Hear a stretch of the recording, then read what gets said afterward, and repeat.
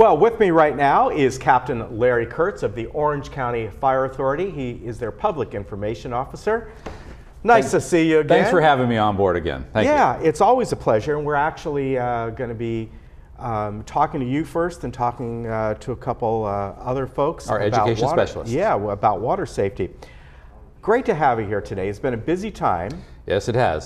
Summer season is always a busy time for Orange County Fire Authority. A lot going on over the last couple months. We've had obviously the plane crash on the 405. That was made very big news. Yes, it did. But more than that is, of course, we're into brush season, which we find is unusual because we don't call it a brush season anymore. It's more of a year-round sport for us. It seems to be. Yes, yeah, sir. and it's it's unfortunate. People thought, well, we got a lot of rains this year, which certainly helped during the time we were getting the rains.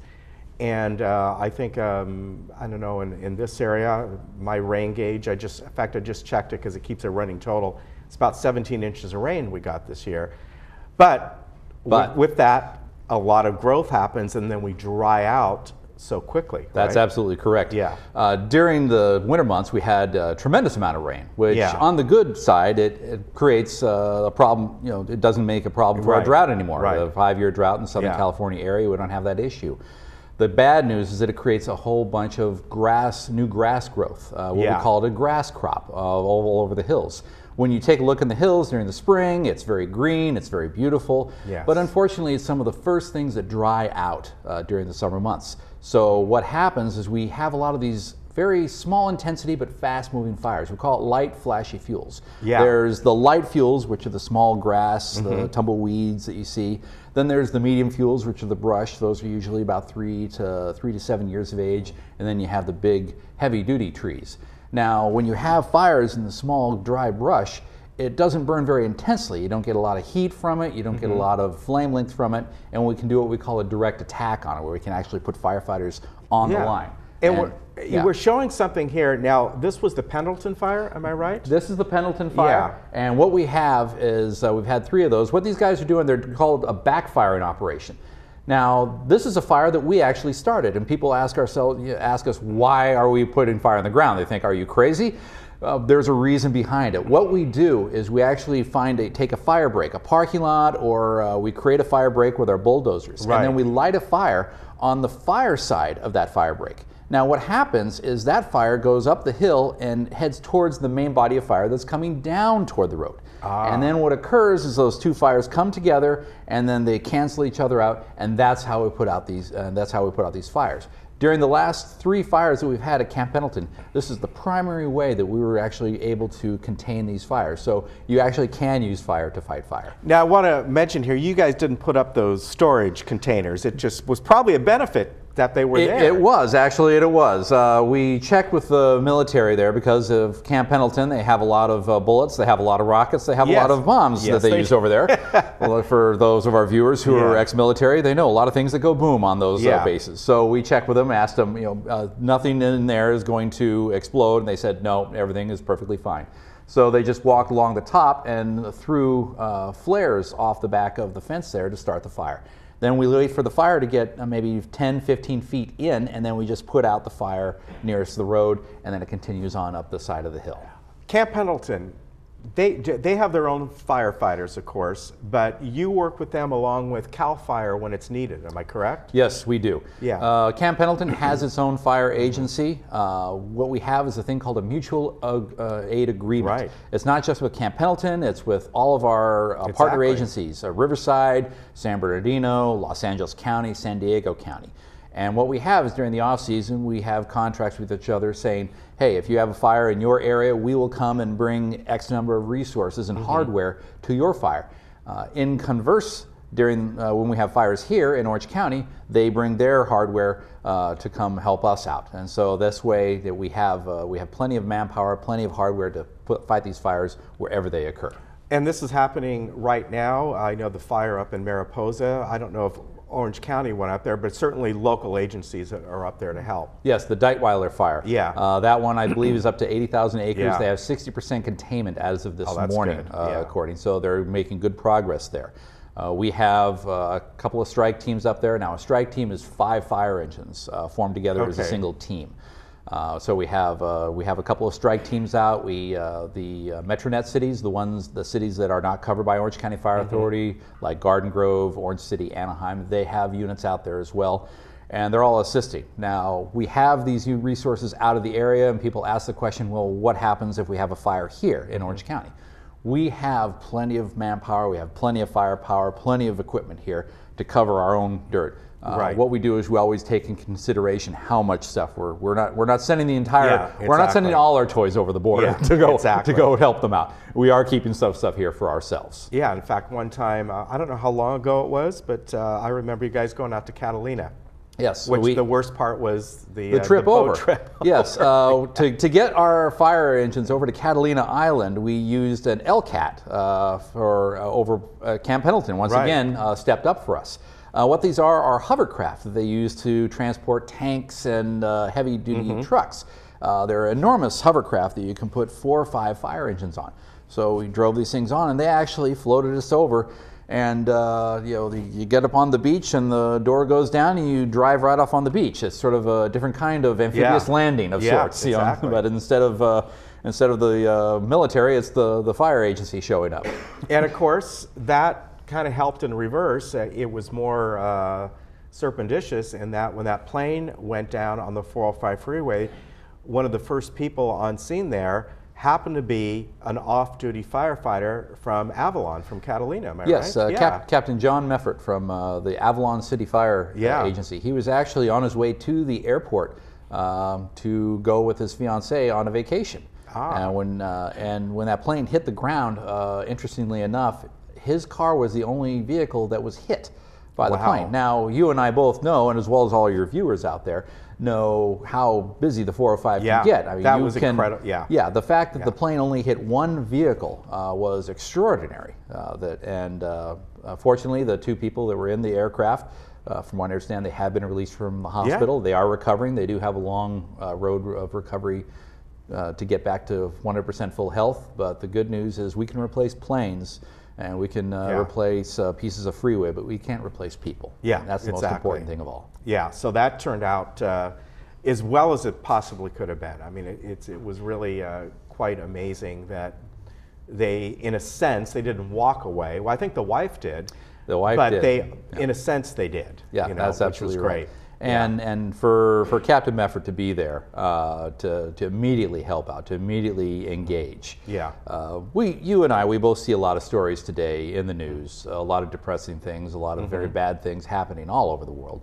And for someone to step in like that and really get in there and be a hero to these people, it makes you think, okay, we're okay as a species. Yeah, there are good people still out there. What you folks do, what you're trained to do every day, and obviously it was second nature to him and to you. You would have probably done the same thing. Right. So going into the rest of the brush season, obviously we're only about halfway through the season area. And toward the end of the brush season, what we start coming into is the winds. And Santa Ana winds haven't kicked up yet. And that's going to create more issues for us up and down the state. But we train 365 days a year, all year round, to meet this challenge. Whether it's in the middle of July or it's in the middle of December, we're going to be ready to respond. Yeah, and fortunately last year in our area the winds weren't quite as bad, but you never know from year to year. Right. I've been doing this a long time, and some years are just incredibly busy, and some years you think, what happened? Did all the brush go away? And then the following year, no, it didn't. We get busy again. Exactly. I want to thank you for coming on. Thank you for having me, And in just a moment, we are going to be having Alexa Pratt and Samantha Soto on, and they're going to be talking about water safety. As you probably know, about a month or so ago, there was an event done here right into the village with Orange County Fire Authority and Care Ambulance, and they all came together, and we're going to talk a little more about that. That's right. Drowning prevention is one of the things that Orange County Fire Authority year-round always tries to push. Yeah, it's they do. Something that we're very, very enthusiastic about teaching people to be a water watcher, to be, and we want to prevent these tragedies from happening. All right, we'll have them on in just a moment. Okay. Captain, thank you. We'll see you again, I'm sure. All right, thank you very much. And we'll be right back.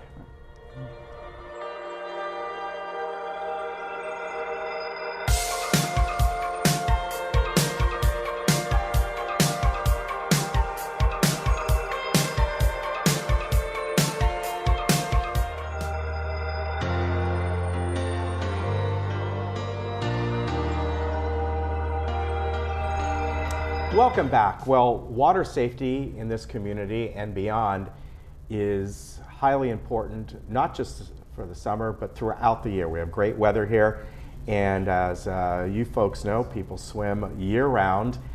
And just recently, there was a water safety class, an event that was held here by the Recreation Department.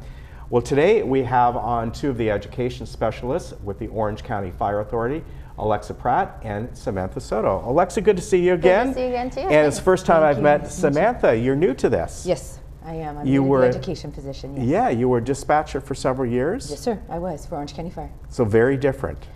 Different in the sense that you actually get to see the people versus talking to them. Exactly. Yeah, we were up at that dispatch center, and it's a darkened room. It's very large, actually, and everybody's just kind of looking at their screens and dispatching out. So this is, you're now in the light. Exactly. You get to meet everyone. I do, and Fantastic. I get to see the sun. Yeah. Well, Alexa, we've talked about this before in the past. Water safety throughout Orange County is one of the paramount things that Orange County Fire Authority focuses on. And I know I don't have the statistics with me now, but it's not uncommon that there could be throughout the course of the year maybe 70 or 80 drownings, sometimes even more. And one of the most surprising things that I learned a few years ago, how many of those drownings, and not everyone succumbs to the drowning, but what was the most interesting thing is how many over 50 this happens to. If you said to somebody, oh, there was a drowning at the beach or at a pool, a kid, a surfer, something like that, right? That's what a lot of people think. So they're really surprised that our top two age groups for drowning are children under 4 and then adults 50 and older. And the other surprising fact is most of the children that drown are non-fatal. So it means they drown, they get some water in their lungs, but they're able to survive the drowning. Typically for adults 50 and older, those incidents are fatal.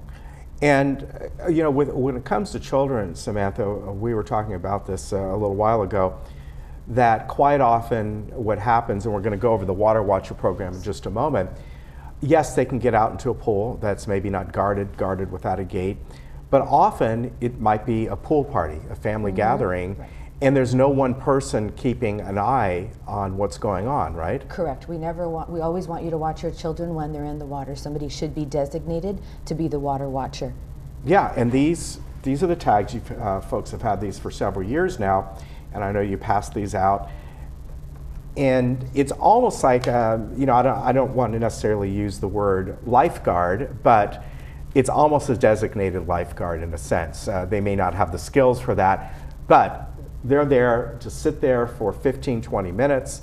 They don't have their phone with them, and just kind of keep an eye on what's going on in the pool. Am I right? Yes, that's correct. So like you mentioned, that's exactly right. If we look through our statistics, a lot of times the children do drown at pool parties, barbecues.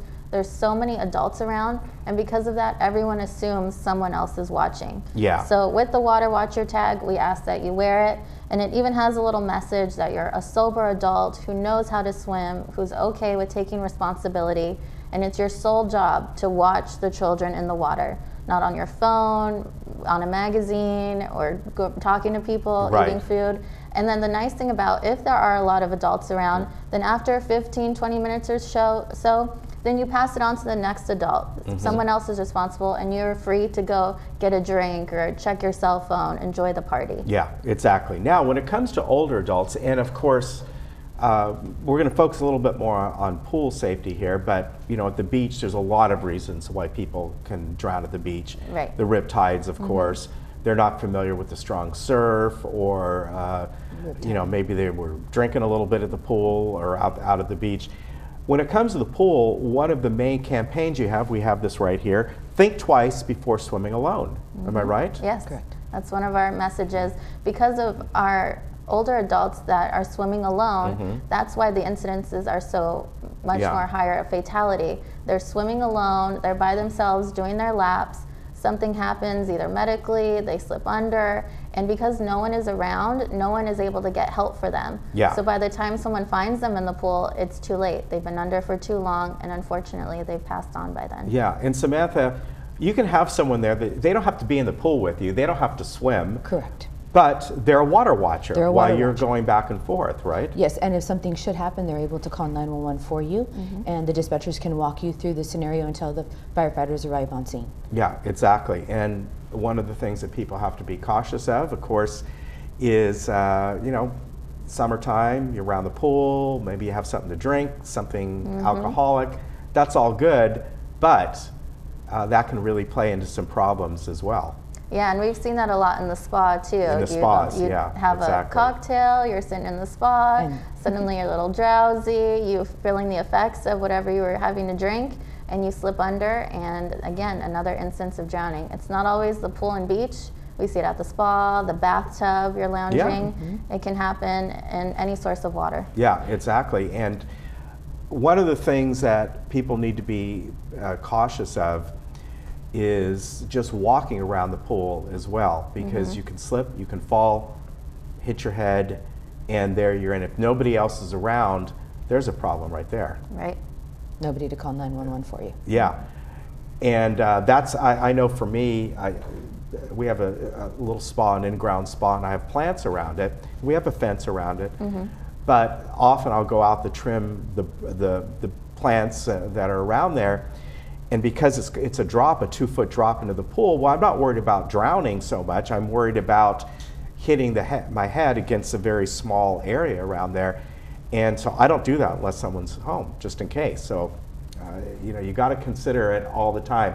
Again, these water watchers tags are available. And I don't know if you have any here. Maybe you can bring some to the community and we can use these here, or the city. I know you work with the city. The city has them. That's right. They should be at the local civic center, community center, and every OCFA fire station has them as well. Okay, so you can go to Station 22 and pick them up. Thank you very much. Good to Yeah, see you good to see again, you as too. always. It was nice to meet you. And Samantha, come back. I hope we'll bring you two back again. And great, congratulations on this position. Thank you. I'm enjoying it. Thank you. All right. We're happy to have her. I know, now you're out from the dark. I am. I'm in the sun. Yes, there you go. All right, we'll be back in just a moment.